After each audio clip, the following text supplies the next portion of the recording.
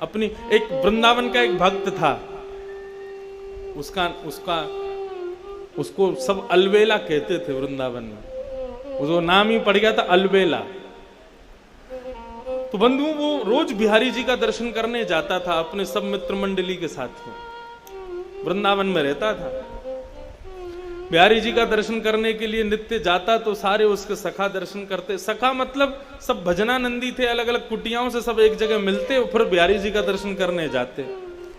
बहुत वर्षों तक बिहारी जी ने उसको दर्शन दिया, लेकिन एक दिन एक अचंबा हुआ।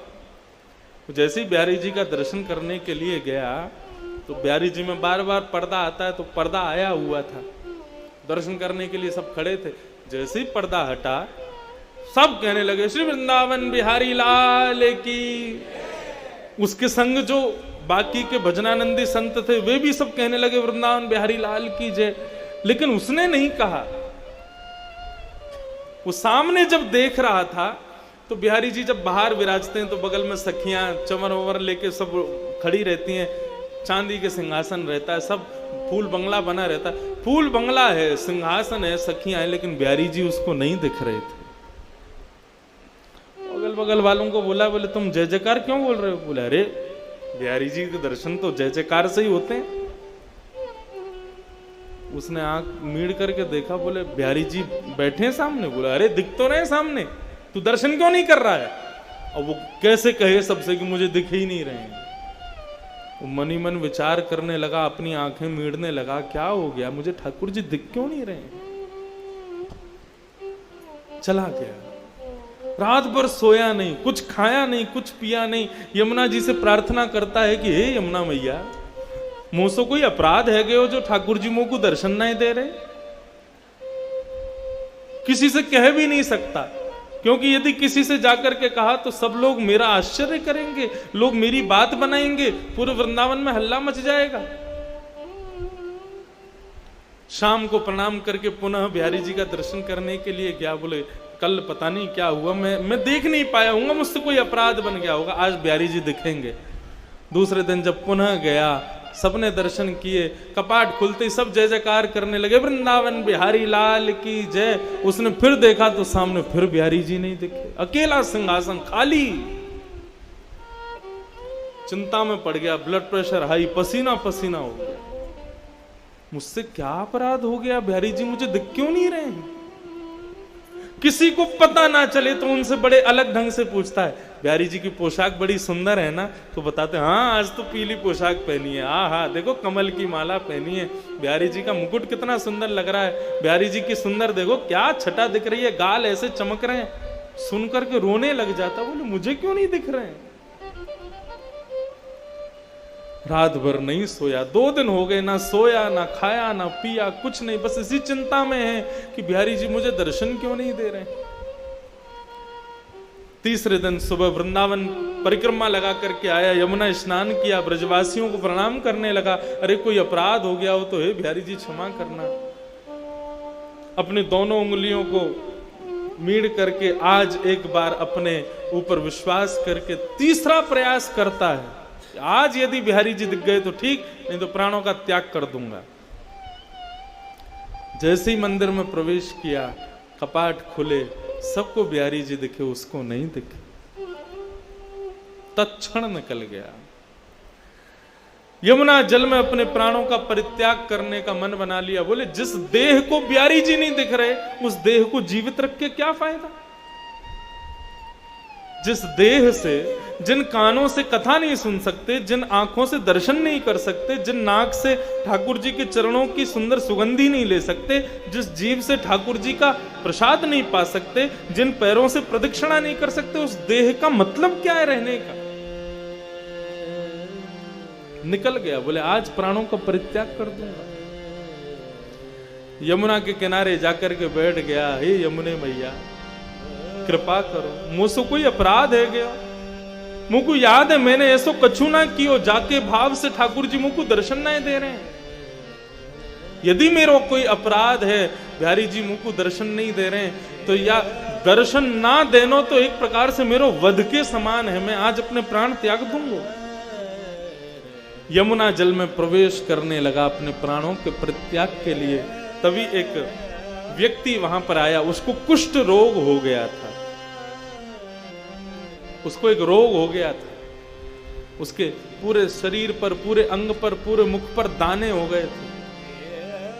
उस व्यक्ति ने आकर कहा, अरे महाराज रुको, अपने प्राण मत त्यागो, यदि तुम चले गए तो मेरा बहुत बड़ा घाटा हो जाएगा। बोला तुम्हारा क्या घाटा होगा? बोले बाहर तो आओ, मेरी बात तो सुनो। वो बाहर आए, उन्होंने कहा क्या बात है, क्या कहना चाहते हो? बोले महाराज मेरे को एक त्वचा का रोग हो गया है। बोले अच्छा, तो इसका इलाज करवाओ, मुझसे क्यों पूछ रहे हो? बोले कि मैंने इलाज करवाया लेकिन मेरा ये दूर नहीं हुआ।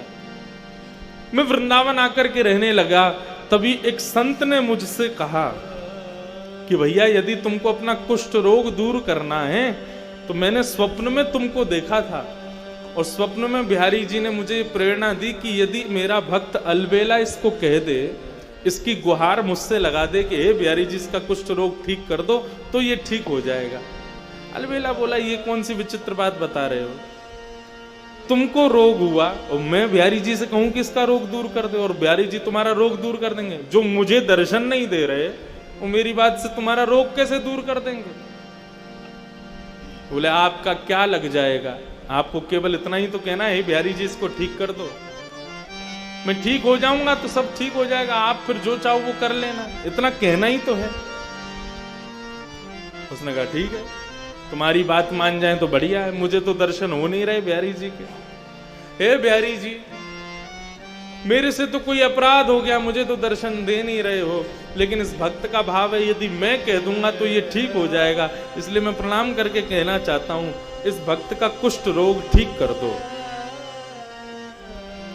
जैसे उन्होंने कहा इसका कुष्ठ रोग ठीक कर दो, उसके अंग के सारे रोग दूर होने लगे, एक एक करके उसका समस्त जो जितना भी उसके अंग पर जो भी पीड़ा थी सब दूर हो गई। भक्त देख करके आश्चर्य करने लगा, मेरे को दर्शन नहीं दे रहे, 3 दिन से मुझे दर्शन जिनका नहीं हो रहा, वो मेरे एक बार कहने पर तुम्हारे रोग को दूर कर रहे हैं, मुझे समझ नहीं आ रहा ये हो क्या रहा है। इतने में सामने सांवरे सलोने श्री बिहारी जी महाराज प्रकट हो गए, प्रकट होकर के उसको दर्शन दे दिया। पहले तो दर्शन करके आनंदित हो गया, खूब रोया, बोले प्रभु मुझसे कोई अपराध हो गया जो मुझे दर्शन नहीं दिया, और ये सब क्या लीला है आपकी, मुझे एक बार बताओ, विस्तार से वर्णन करो, ये सब क्या हुआ है।